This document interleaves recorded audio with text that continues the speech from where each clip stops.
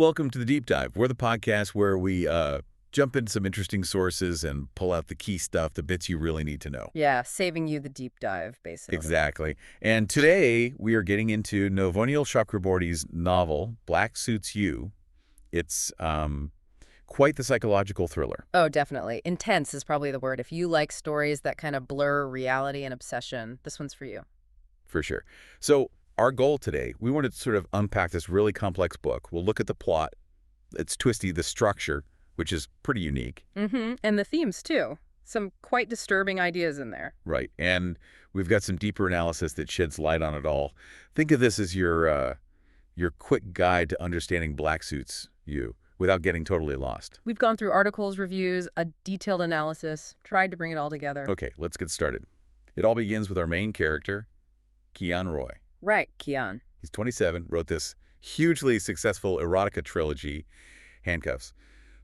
But he's kind of a recluse. Yeah, despite being, apparently quite charming, good-looking, the whole package, he really values his anonymity. Which, sets up a certain vulnerability, doesn't it? Right. Wanting privacy, but being in the public eye. It absolutely does. And it's his emergence into that public eye, his first big tour, that really kicks things off. So what happens? Well, he catches the attention of this woman. She's described as seductive, but also really enigmatic, mysterious. Okay. And she doesn't just meet him once. She starts, following him everywhere on his book tour. Shows up at events, hotels, interviews. Wow, okay. That sounds intense. It escalates fast. What might seem intriguing at first, maybe even flattering, quickly turns, controlling, obsessive. Right.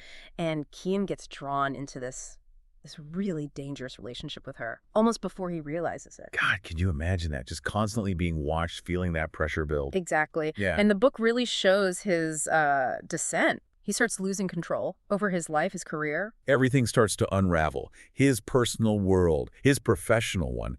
It's like this entanglement just consumes him. Yeah, it's a chilling depiction of how that kind of obsession can just take over, piece by piece. What's really clever, though, is how the book tells the story, right? The narration itself. Oh, absolutely. That's key. Chakraborty uses an unreliable narrator. Meaning Kiyan himself. Well, the perspective we get is deliberately skewed. It keeps you, the reader, completely off balance. You're always questioning what's real, who to trust. So you kind of feel Kiyan's confusion. Exactly. It mirrors his experience. His grasp on reality is slipping, and you feel that uncertainty, too. It's not just a plot device. It's like part of the psychological impact. And then there's the structure. This is where it gets really interesting. Like the 3 acts. Seduce, snatch, and destroy. I mean, those titles alone tell you something. They definitely set the tone. Each act is designed to ramp up the tension, the shock value. It feels very deliberate, very controlled. Like a trap closing in. Precisely.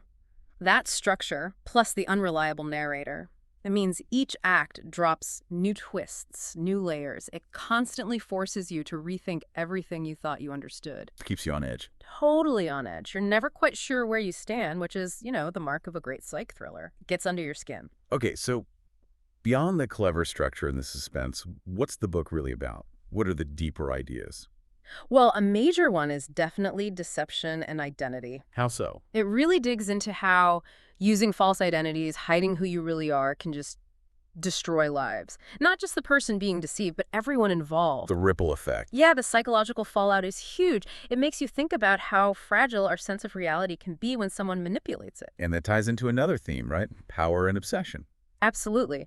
The book is brilliant at showing how power isn't always about force. Sometimes it's about psychological control, manipulation. Seduction as a weapon. Exactly. It's used here purely as a tool for control, for dominance. It's a really chilling look at how someone can gain total influence over another person, even someone seemingly strong like Kiyan. It makes you think about vulnerability, how anyone could potentially be targeted. And this leads to maybe the most provocative theme. Which is? Ethics in art. Ah, okay. Because Kiyan's an author. Right. The book asks, what happens when real people's lives, their pain, their emotions become material for art, especially without their consent? What are the moral lines there? Yeah.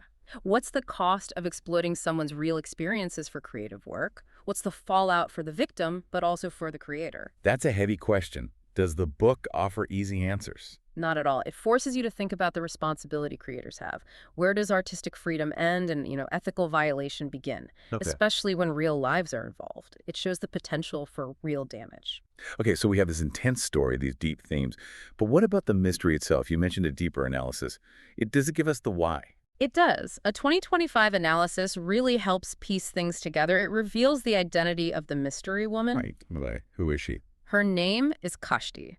And her motive isn't just random obsession, it's vengeance. Vengeance for what? It's linked to Kiyan's past, a betrayal involving her sister, Tina. Ah, so it's personal. Deeply It's personal. extremely. Her actions are calculated, a long-planned retribution for what happened to her sister because of Kiyan. It shifts the whole dynamic. It's not just obsession. It's about a very twisted form of justice. Wow. Okay. So Kiyan has to face his past.